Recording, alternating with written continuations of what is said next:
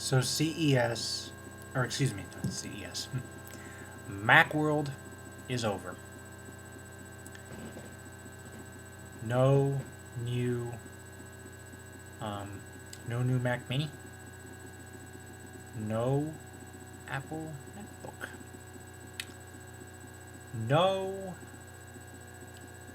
revisions to the iPhone. Basically, nothing of what anybody really wanted.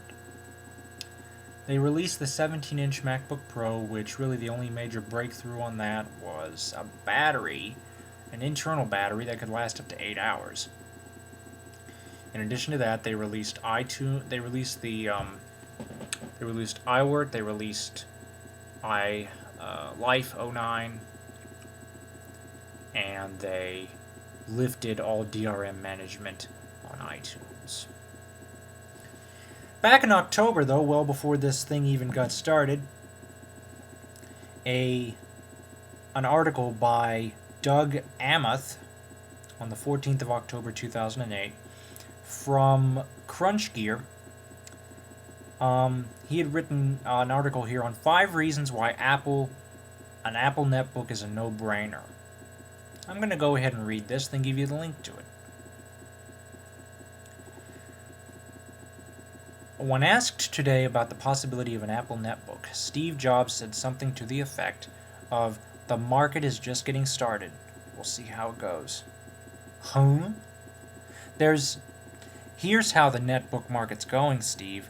Pretty much every major computer company has a netbook but you. Apple's a prime candidate for a netbook too. You know why? Because it's just about the only company that could get away with selling it for well over $500.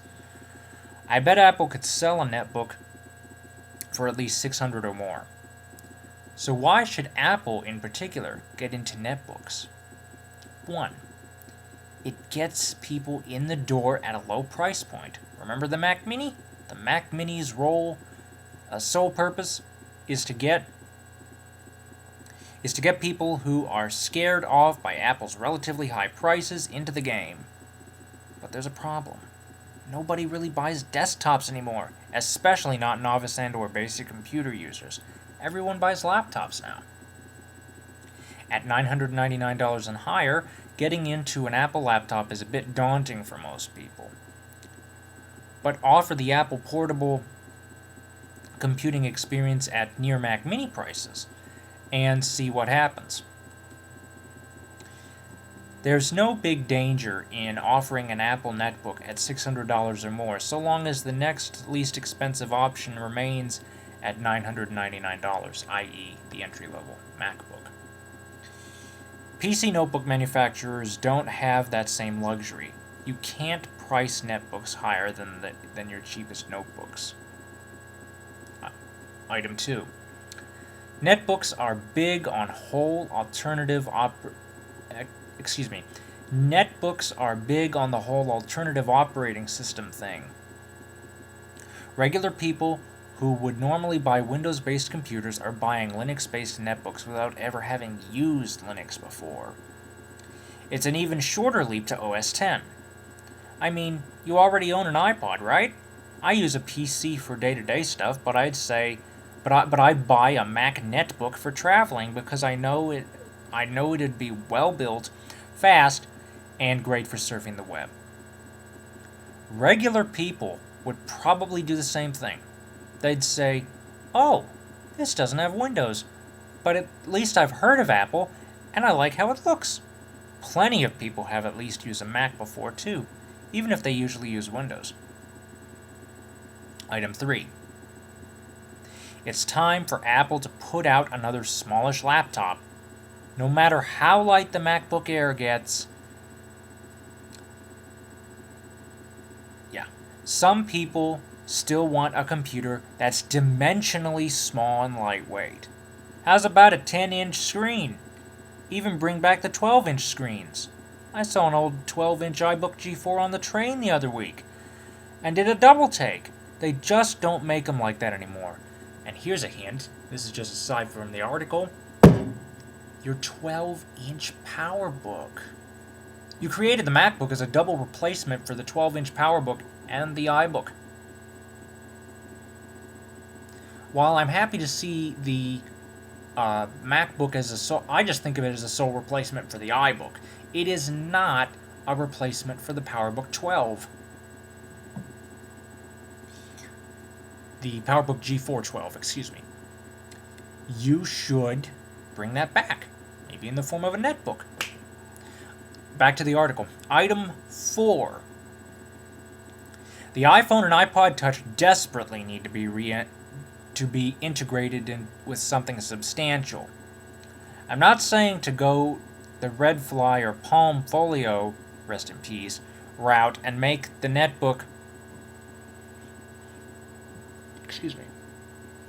useless on its own, but maybe make the netbook the one device that lets you easily tether your iPhone, or perhaps includes preset wireless synchronization or something.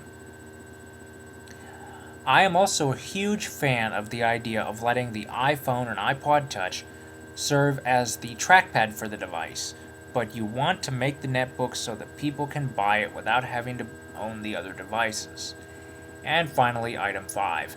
Make the decision easy for everyone by giving it a multi-touch screen, like the one on the iPhone and iPod Touch, and a good keyboard like the one on the MacBooks. People complain relentlessly about trackpads, mouse buttons, and keyboards on today's currently available netbooks. It might take an innovator like Apple to fix that problem. Now again, this was written on October the 14th. Here's some news. At CES 2009, Sony released the P-Series, and that is their netbook. It's essentially